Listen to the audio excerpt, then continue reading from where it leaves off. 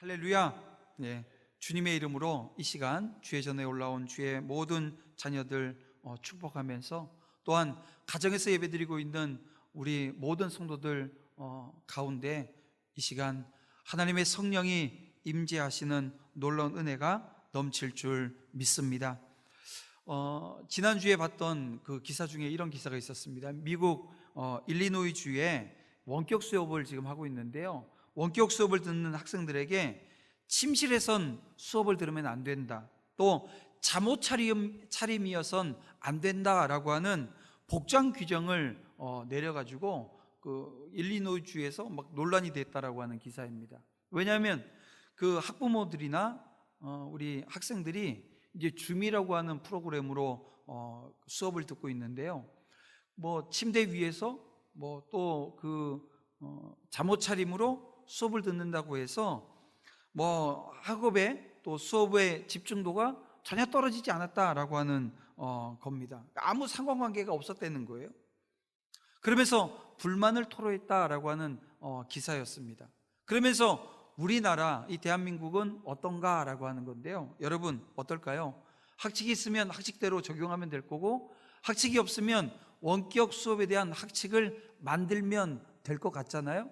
근데 그럴 필요가 사실 없습니다. 왜냐하면 여러분, 그 학교에서 수업을 들으면서 원격 수업이지만 예를 들면 뭐 옷차림이 제대로 하지 않은 상황에서 이 줌이라고 하는 것, 선생님하고 대면하고 수업을 하고 있는데, 만약 그렇다고 한다면 이건 예의 문제라는 거죠.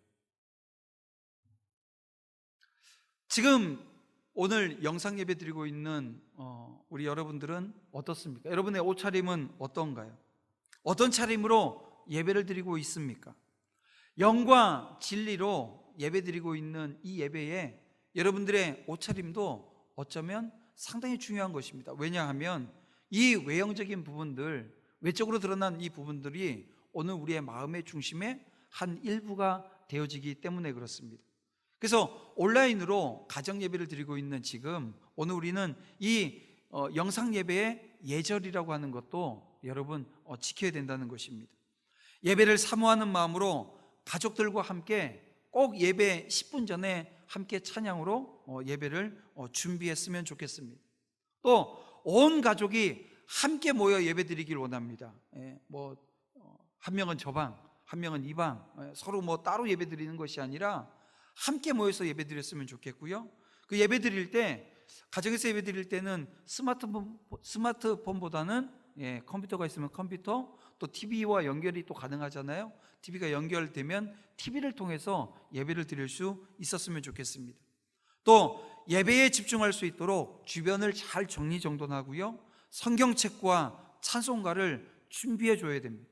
그리고 단정한 복장으로 예배에 임해야 되고요, 온라인 예배로 드리고 있지만 헌금은 정성스럽게 준비해서 하나님께 드려야 합니다. 또 가장 중요한 건데요, 설교가 끝나면 예배가 끝났다고 끄시는 분들이 계시는 것 같아요.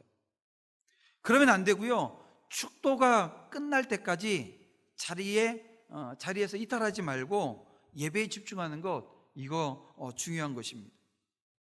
여러분, 도남제일교회 성도님들은 하나님께 드리는 예배라고 하는 사실을 기억해서 준비된 예배자들이 다 되어지는 은혜가 있기를 주님의 이름으로 축원합니다. 이 부탁드리는 말씀입니다.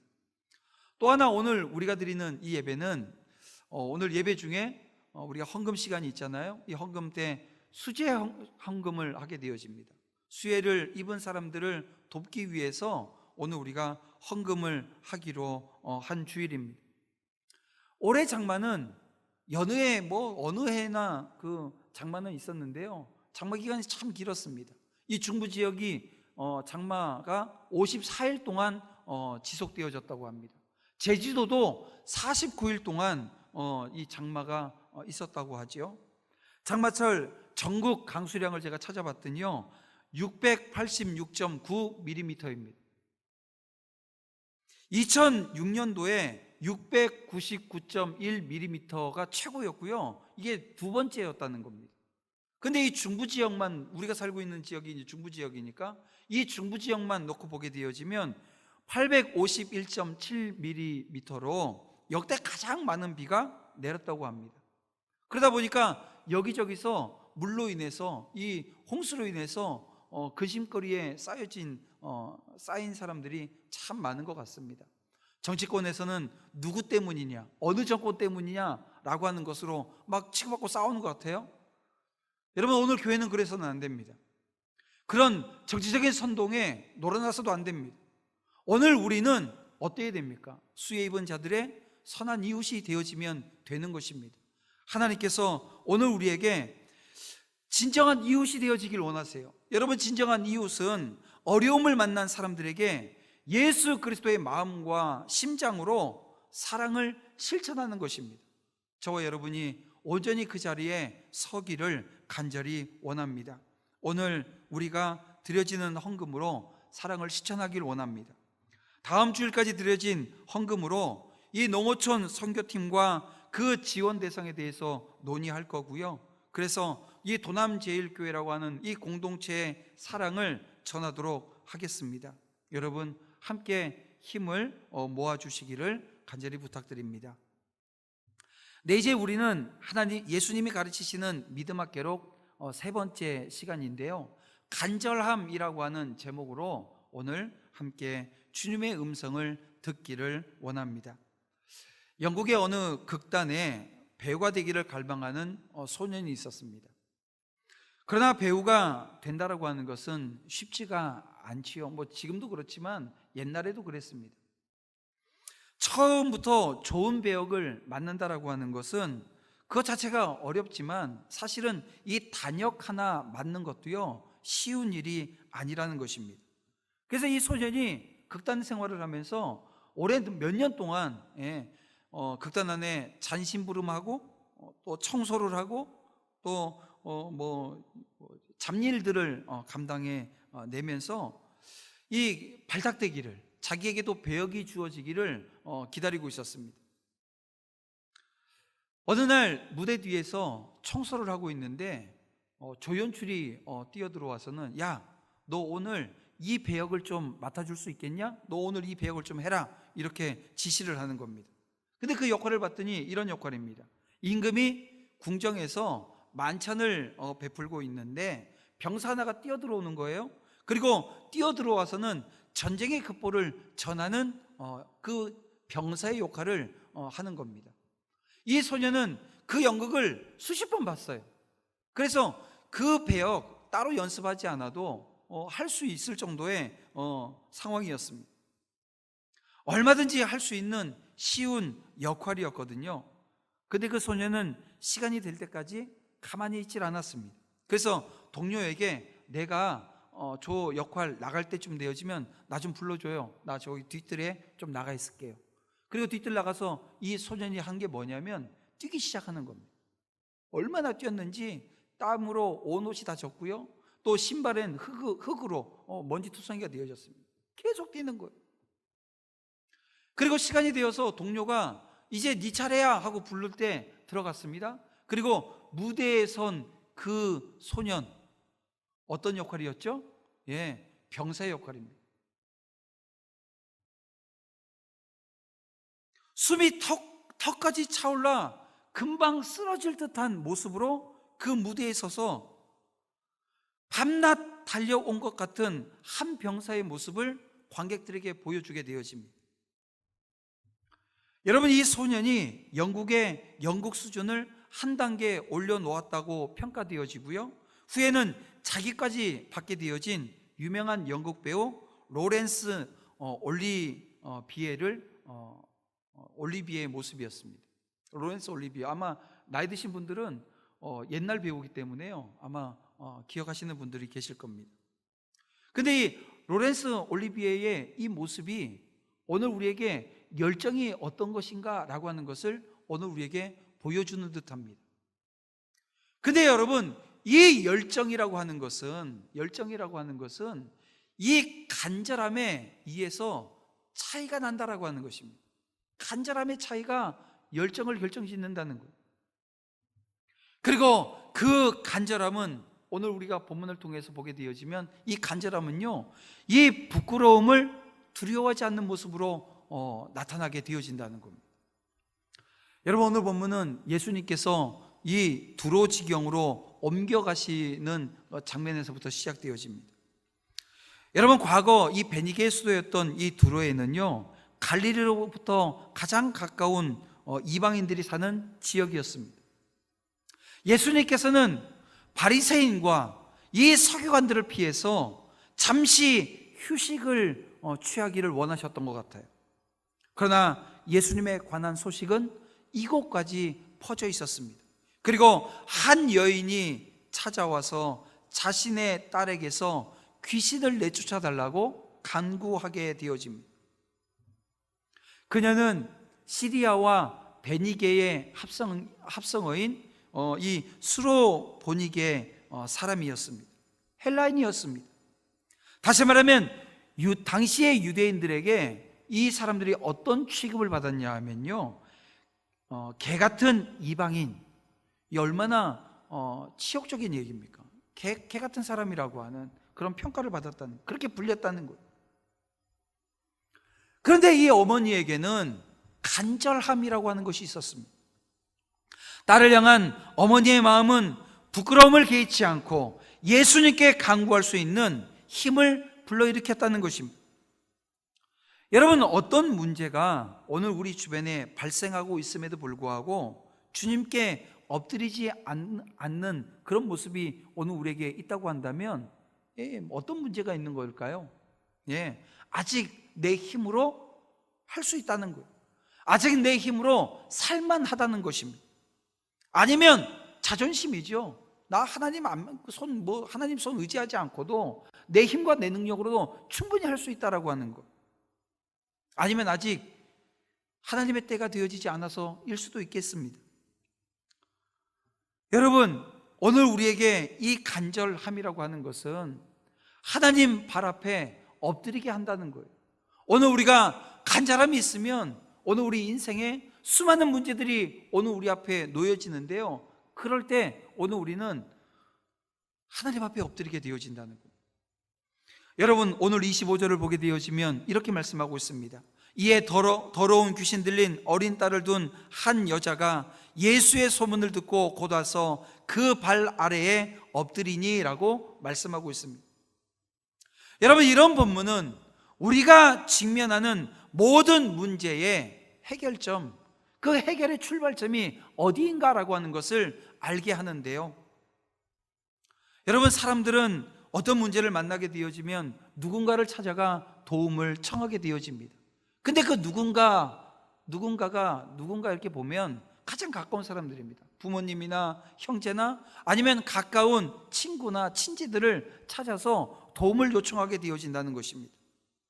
그리고 그들은 때로 자기에게 도움이 되어지는 것을 경험하게 되어집니다.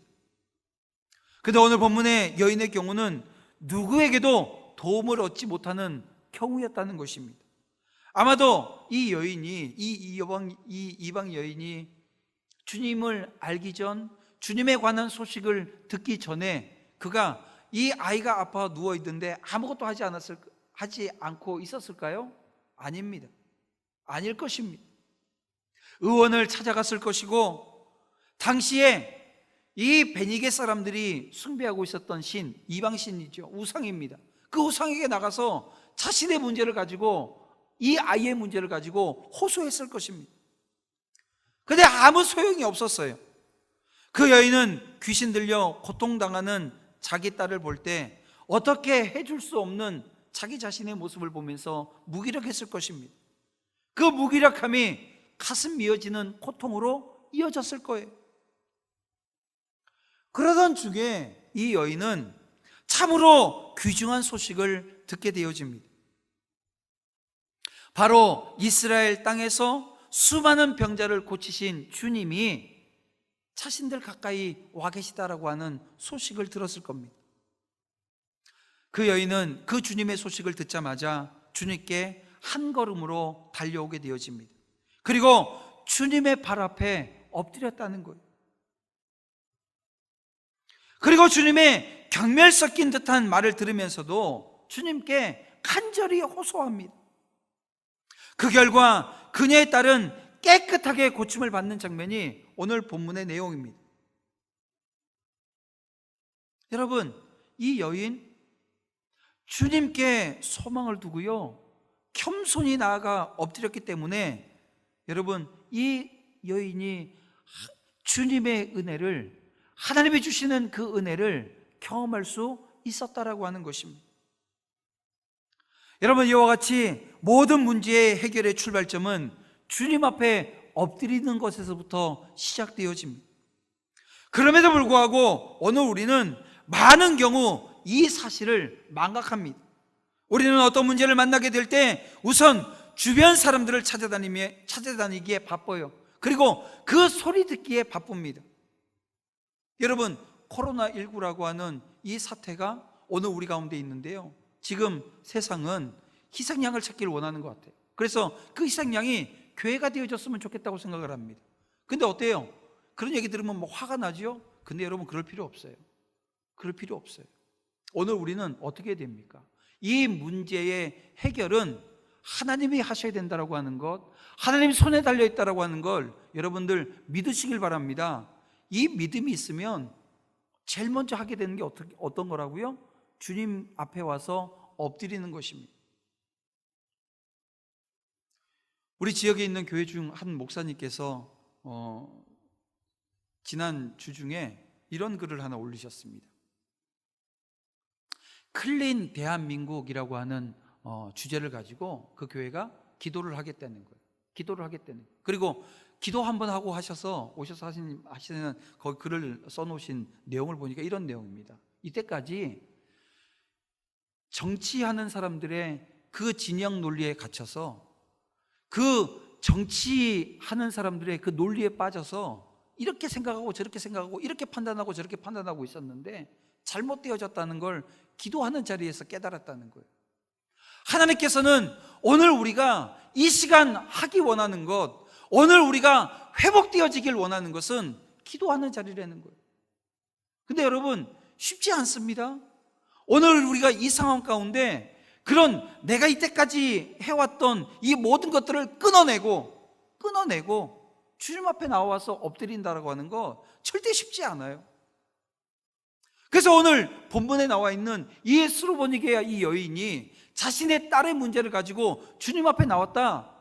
아, 그럴 수 있어. 간절하니까. 아니요, 그 간절함이 그냥 생기는 게 아니라고 하는 것 오늘 우리는 기억해야 합니다. 왜냐하면 보세요, 우리는 어떤 문제를 만나게 될 때 우리 주변을 많이 찾는다고 제가 말씀드리지 않아요? 여러분, 우리는 주님에 대해서 모릅니까? 알고 있습니다. 그분이 능력이 많다라고 하는 것 여러분 알고 있잖아요. 주님이 하시면 된다는 것 알고 있습니다. 주님이 오늘 우리가 간구하면 그 간구하는 자의 외침을 절대 외면하지 않으시는 분이라고 하는 것도 오늘 우리가 알고 있다는 것입니다. 그런데 오늘 우리는 어떻습니까? 주님 앞에 나와서 기도하는 것, 간구하는 것, 여기엔 게을러요. 그러다가도 인간적인 수단 다 사용했음에도 불구하고 해결되어지지 않으면 그제서야 주님께 나오는 경우가 너무나도 많다는 것입니다. 근데 여러분, 이 모습은 간절함과는 너무나도 거리가 먼 모습 아닐까요? 그것이 간절함과 거리가 멀다고 한다면 아마 그 모습은 어리석은 모습일 것입니다. 쉬운 길을 놔두고 굳이 어려운 길을 가는 것은 여러분, 그것이 어리석은 모습이기 때문에 그렇습니다. 여러분, 이제 우리는 주님의 소문을 듣고 즉시 나와 엎드린 오늘 본문의 여인처럼 이제 문제를 만나는 즉시 주님 앞에 엎드리는 지혜로운 사람들이 되어야 될 줄 믿습니다. 주님은 여인의 간구를 들어주셨듯이 당신 앞에 엎드려 호소하는 성도의 간구를 외면치 않고 들어주신다라고 하는 것을 여러분 믿으시기를 주님의 이름으로 축원합니다. 그런가 하면 그 간절함이 기도의 자리로 갈 때 그 간절한 기도 해야 된다는 것입니다. 오늘 26절 보게 되면 수로보니게 여인의 간구가 나옵니다. 그런데 이와 병행되어진 마태복음의 말씀을 보게 되어지면 이 여인은 그저 주님 앞에 나와서 조용히 말씀드리는 것이 아니었다는 거예요. 다시 말하면 이 여인은 멀리서부터 주님을 향해서 그 주님이 자신의 귀신 들린 딸을 고쳐달라고 소리를 지르는 모습을 마태복음에서는 기록하고 있습니다. 그리고 계속 침묵하시는 주님 앞에 나와서 믿음을 잃지 않고 엎드려 절하며 자기의 소원을 빕니다. 그 장면을 보게 되어지면요, 이 여인의 모습은, 이 여인의 간구하는 모습은 절실해요. 다급합니다. 그녀에게는 주님의 응답을 반드시 받고야 말겠다라고 하는 간절함이라고 하는 것이 배어 있었습니다. 그리고 그녀는 그 간절함으로 응답을 받습니다. 여러분, 오늘날 우리의 기도의 모습은 어떠한가 한번 생각해 보길 원합니다. 나의 기도의 모습은 어떤가 말입니다. 오늘 성도들 가운데 하나님께 기도를 드리는 것을 마치 엄숙한 의식을 진행하는 것처럼 생각하는 그런 분들이 있습니다. 그래서 그런 분들이 기도하는 것을 보게 되어지면 이건 기도가 아니라 마치 수많은 청중 앞에서 심사를 받는 것처럼 합니다. 그런가 하면 어떤 목사님들 중에 그런 목사님들도 계셔요. 평상시에 이렇게 얘기하다가 기도하라 그러면 하나님 아버지, 아니 보셨을 거예요. 왜 기도를 하는데 자기 목소리로 기도하지 않고 목소리에 변화를 줍니까? 이건 하나님께 드리는 기도가 아니라 사람 들으라고 하는 기도 아니에요. 그런 기도가 되어지면 안 된다라는 것입니다. 여러분, 기도는 무슨 대회에서 높은 점수를 받기 위해서 경연하는 것이 아닙니다. 내가 얼마나 유식한가, 내가 얼마나 유창하게 기도할 수 있는가, 이걸 나타내는 시간이 아니라는 것입니다. 그래서 많은 우리 이제 서리 집사 되고 나서 이 기도하라 그러면 예배 시간에 이제 기도 순서가 오게 되어지면 요리 빼고 조리 빼셔요. 제가 그 마음은 알지요. 왜냐하면 기도를 못해서가 아니라 부담스러운 거예요. 근데 여러분, 그 기도를 하면서 오늘 우리가 성장하게 되어집니다. 왜요? 그 기도가 하나님 앞에 드리는 기도이기 때문에. 나만을 위해서 기도하던 기도가 이제는 공동체를 위한 기도가 되어지기 때문에 그 기도가 온전히 하나님 앞에 드려지는 것입니다. 길게 기도하지 않아도 되어집니다.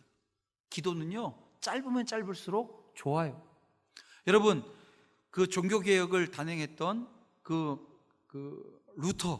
마틴 루터가 종교개혁을 하고 있을 그 당시에 이 캐톨릭과 아주 첨예하게 대립되어졌고 또 많은 위협을 받으면서 그가 하나님 앞에 기도했을 때 어떤 기도했는 줄 아세요? 너무나도 간결한 기도로 주님 앞에 나아갔습니다. 하나님, 이 시간 당신께서 저에게 해주실 수 있는 일은 저를 도와주시는 것입니다. 이 기도만 했다는 거예요. 하나님 도와주시옵소서. 하나님 도와주시면 제가 할 수 있습니다. 간결한 기도입니다. 하지만 여러분, 이 간결한 기도 속에 이 루터가 어떤 상황이었는가, 그가 얼마나 다급하고 절실하며 하나님 앞에 절박했는가라고 하는 것을 발견할 수 있다는 것입니다. 여러분, 오늘 우리의 기도가 어린아이처럼 솔직하고요 간절한 기도가 되어서 하나님이 들으시고 응답하시는 역사가 있기를 주님의 이름으로 축복합니다. 그런가 하면 이 간절함은 예수님의 이 시험을 통과할 때 축복이 되어지더라는 거예요. 여러분, 27절 말씀을 보면 주님께서는 자기 딸을 고쳐달라고 간구하는 수로보니게 여인을 향해서 이렇게 얘기합니다. 자녀의 떡을 취하여 개들에게 던짐이 마땅치 아니하니라. 여러분, 주님의 이 말씀을 보게 되어지면 참으로 매몰차면서도 경멸 섞인 답변이 아니라고 할 수 없습니다. 여러분, 이 표현만 보게 되어지면 예수님이 민족주의에 갇혀 있는 것 같이 보입니다. 여러분, 이스라엘 백성들, 이 유대인들이 가지고 있었던 이 선민의식, 이것이 주님에게도 그대로 남아있는 것처럼 보인다는 것입니다. 그런데요, 주님께서 이렇게 말씀하신 이유가 편협한 민족주의나 선민 사상에 사로잡혀서 이 말씀을 하신 것이 아니라는 거예요. 주님의 이 말씀에는 분명한 의도가 있었습니다. 목적이 있었다는 거예요. 여러분, 오늘 본문과 병행되어지는 마태복음 15장을 보게 되어지면 이 여인은 먼저 주님께 나와 자신의 불행한 처지를 호소하며 도움을 청하였다고 기록하고 있습니다. 그런데 이 여인의 도움에, 이 여인의 청에 예수님께서 아무 대답도 하지 않으셔요.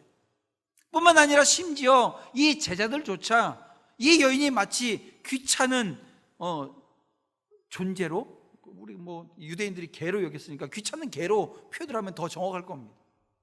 그래서 쫓아버리려고 하는 거예요.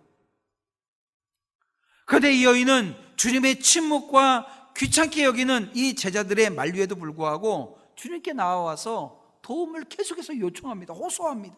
엎드립니다. 그렇다면 사실 이 여인은 그 정성의 가릭함만 가지고도 주님의 칭찬을 듣기에 부족함이 없었다는 것입니다. 그 모습만 보더라도 우리가 지난주와 지지난주에 봤던 그 믿음 있는 사람들, 그 사람들이 기준이 되어진다고 한다면 이 여인은 그것으로도 충분했다는 거예요. 그런데요, 예수님은 칭찬하시기는커녕 아주 싸늘하게, 본문의 말씀처럼 아주 냉정하게 말씀하십니다. 왜요? 이 여인이 가지고 있었던 이 믿음을 테스트해 보시기 원하셨다는 거예요. 시험하시길 원하셨다는 거예요. 사실 주님은 이 스로보니게 여인이 주님을 찾아와서 엎드릴 때, 간구할 때부터 이미 그녀에게 믿음이 있다라고 하는 사실을 아셨을까요? 모르셨을까요? 알고 계셨다는 거예요.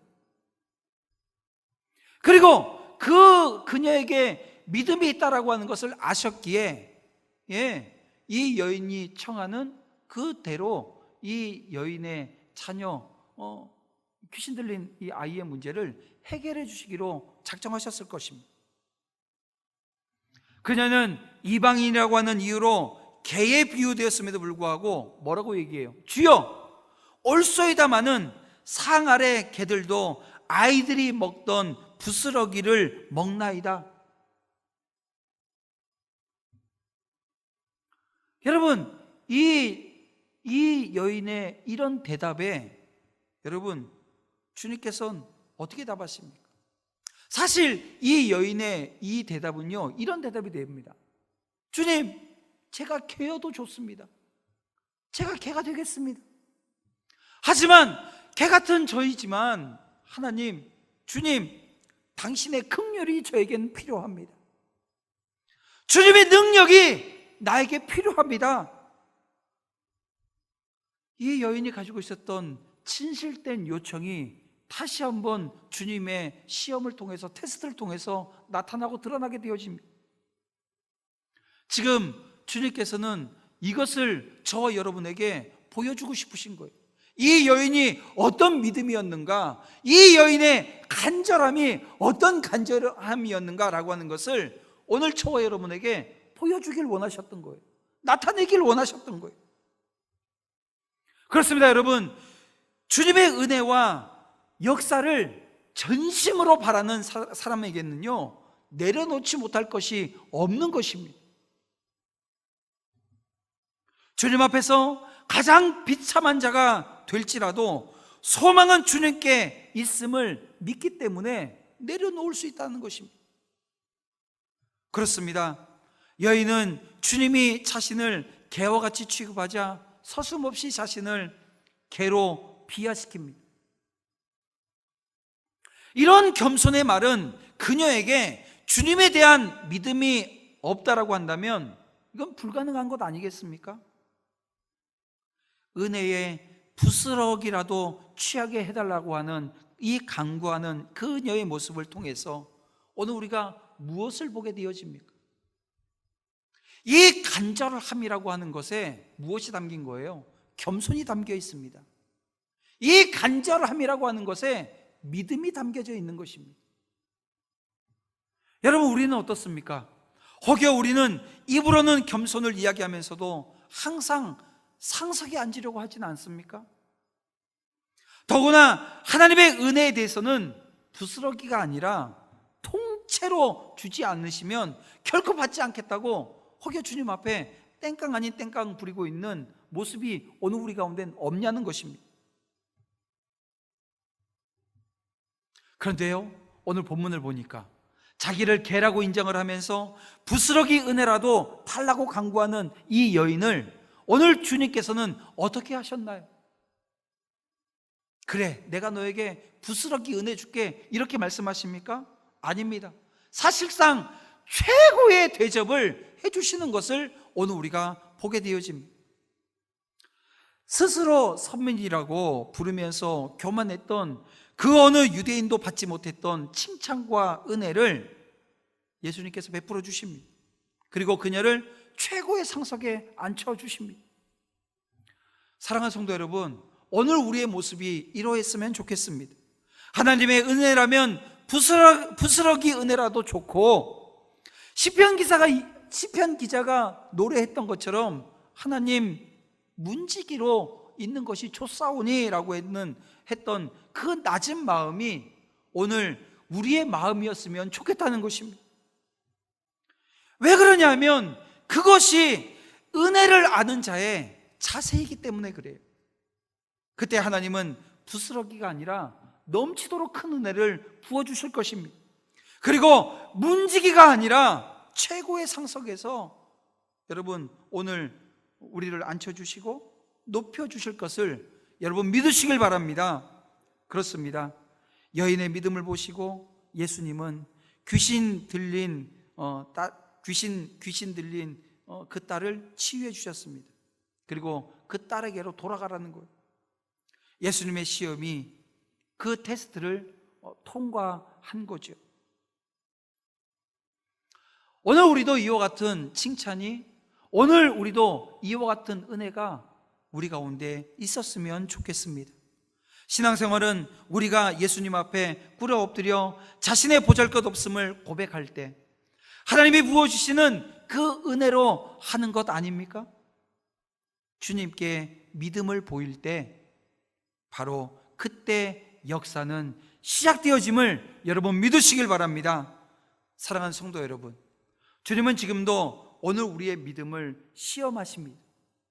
우리에게 간절함이 있는지, 그 간절함으로 주님 발 앞에 엎드리고 있는지, 그 간절함으로 기도의 자리에서 간구하고 있는지, 그 간절함으로 우리가 끝까지 믿음과 겸손을 잃지 않고 순종하는 자세로 주님 앞에 서기를 원하신다는 거예요.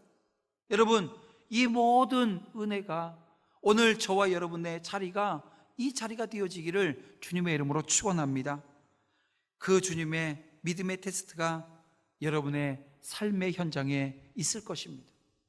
오늘 우리에게 가장 큰 시험이 바로 코로나라고 하는 시험입니다. 믿음이 있으면 이 코로나 이겨낼 수 있고요. 오늘 우리가 영상 예배로 예배를 드리고 있지만 이 예배 가운데 성령 하나님께서 임재하시며 오늘 우리의 삶의 모든 부분들을 만져주시고 채워주실 것입니다.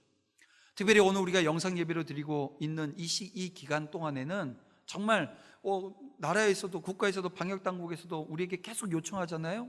사람 많은데 가지 말라고, 많은데 모이는 거 하지 말라고, 답답할 겁니다, 힘들 겁니다. 하지만 오늘 우리가 그 방역수칙을 잘 지켜내십시다.